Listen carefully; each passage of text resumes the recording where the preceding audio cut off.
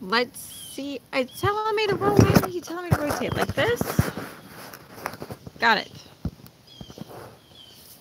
All right. I'm not sure if I'm doing this right. Tell me what you think. This is the first time I am doing it on my camera. I feel kind of like a newbie.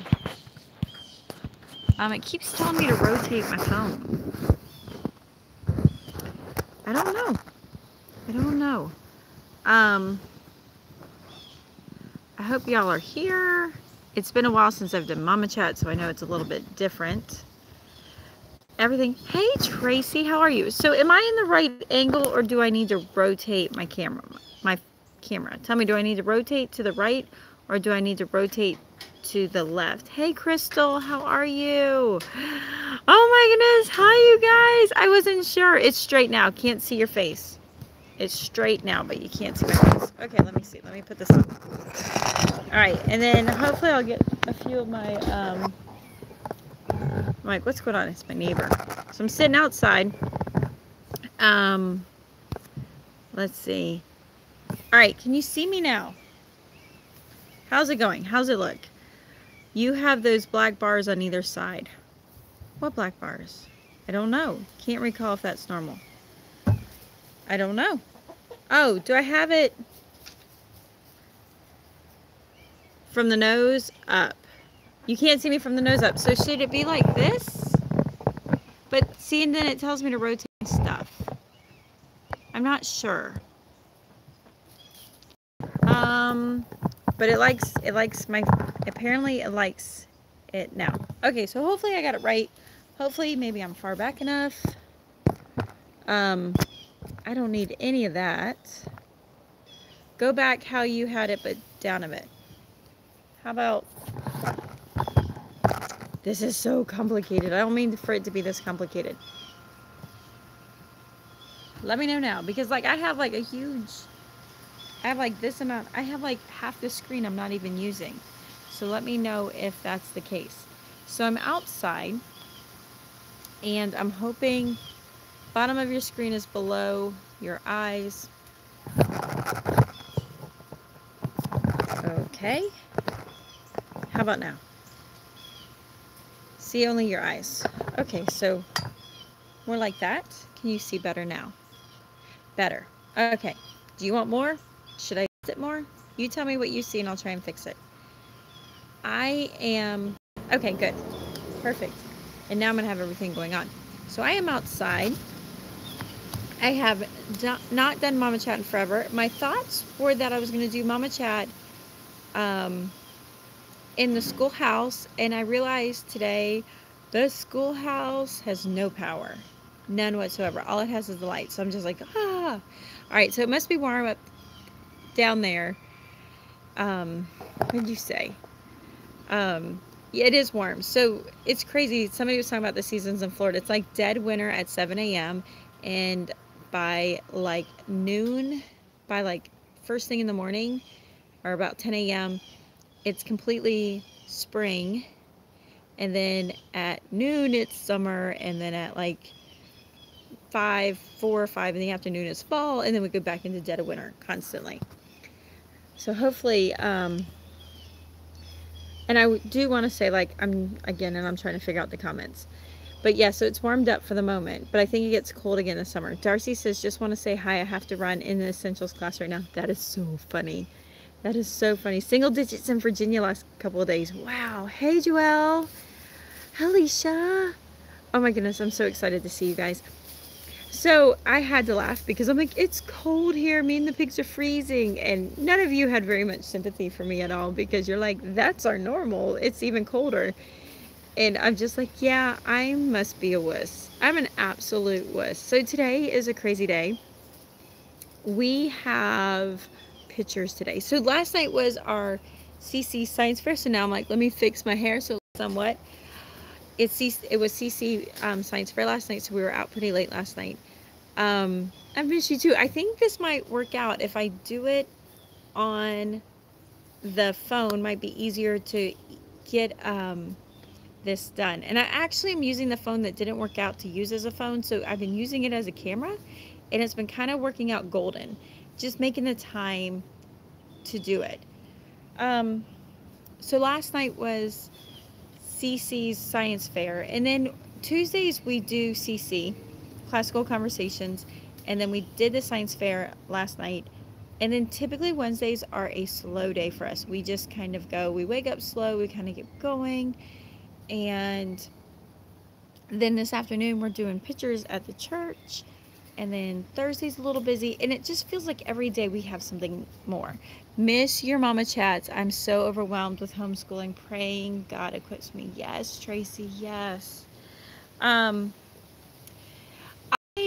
have definitely, I will tell you, and I'll be honest with you here. I'm not going to be able to stay on long today, but I have definitely had some serious ups and downs about doing classical conversations. I'm going to tell you one of the most killer things that kills me. Yes, I have a rooster in my yard. That kills me as a homeschool mom, and actually just in my personality, is the fact that I want to do everything. If you give me a thumbs up if you like my rooster, is the fact that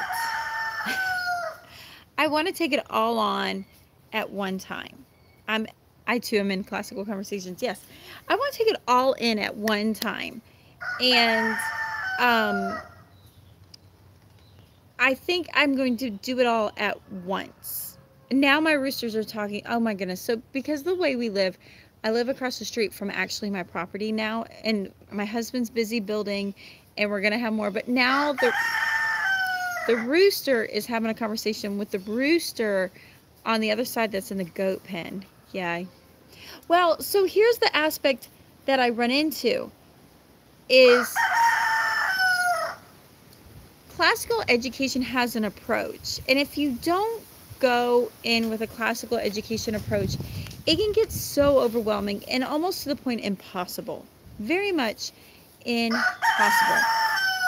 And going into my first year, I have an idea of what classical is. I understand the idea of being grammatically level. I'll give you a picture of them if I can. Can you see them? Stirring up the dirt? All right, yeah, just a little, finish that chicken relief there. Hopefully I'm back in. Tell me if I'm not back in the screen right. He really likes to, remember that one I used to have, they used to cry all the time. Okay, so I understood in classical education you have grammar, rhetoric, and rhetorical phases in classical education, and I understood that, and I understood that going into the training, but there's like this huge component to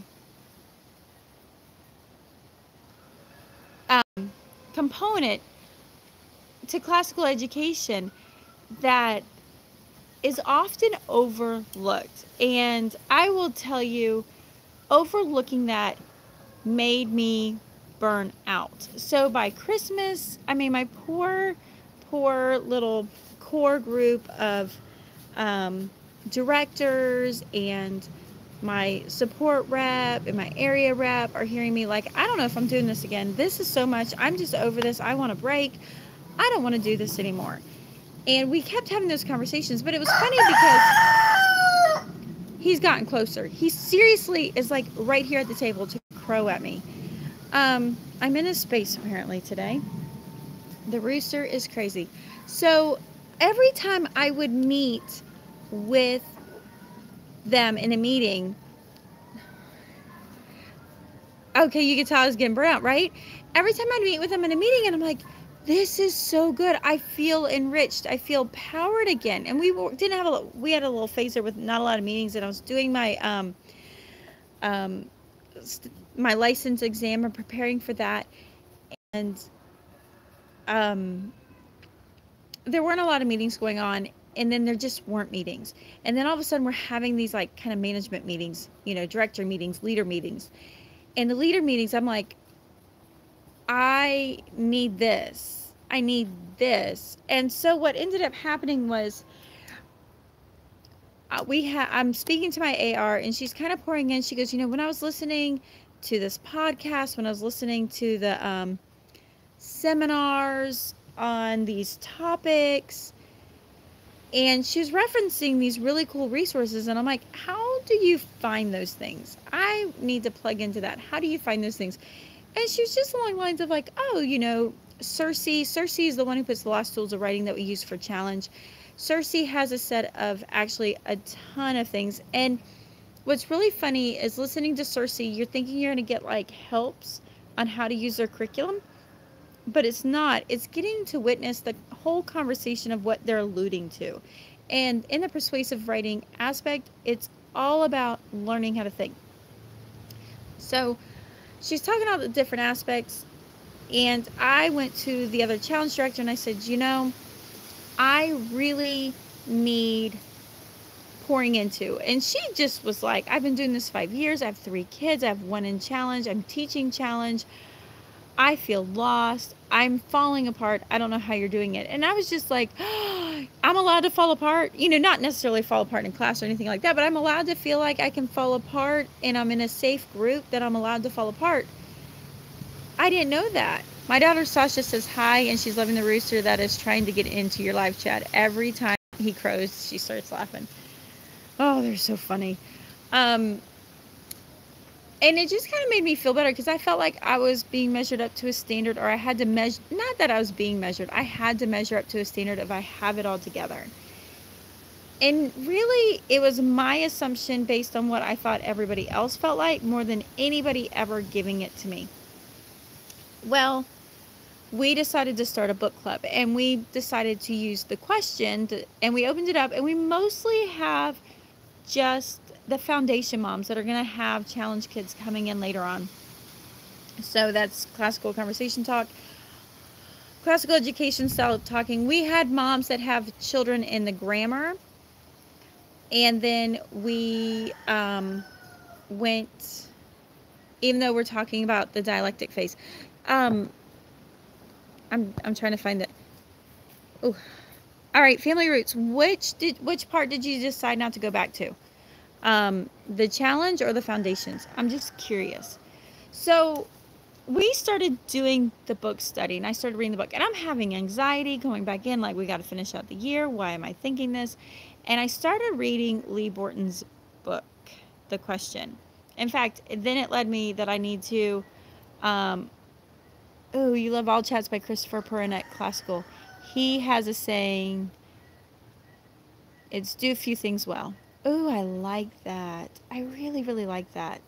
Hello, Lady Flora. I need to, you don't mind, I'm going to write that down. What was that? Christopher Perrin. Aaron, does he have a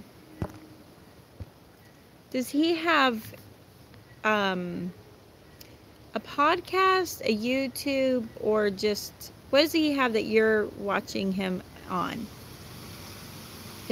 Oh, he's on YouTube.